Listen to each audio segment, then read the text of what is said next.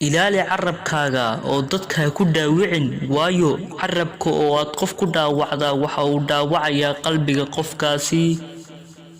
haddaad qof dulmido oo aad daalim noqoto ogow adigana maalin ayuunbaa lagu dulmi doonaa oo daalim lagugu noqon doonaa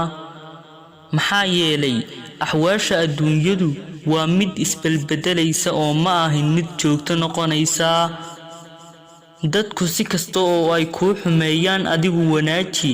maxaa yeelay mar kasta oo aad wanaag uga falceliso waxa aad u sharaxaysaa akhlaaqadaada wanaagsan xanuunada iyo dhibaatooyinka iyo dhammaanba taxadiyaadka kale waxa ay ku barayaan duruus kuwaas oo ku soo xasuusanaya nimcooyinkaagii iska ilaali inaad qof sharaftiisa meel kaga dhacdo ileen adiguba ma jeclid in sharaftaada meel lagaga dhace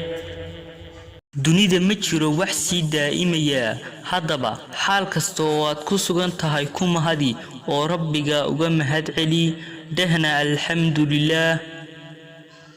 fashil kasta oo ay basharku kuu maleegaan kuguma dhacayo ilaa wixii rabbiga kuu qoray mooyee والسلام عليكم ورحمة الله وبركاته.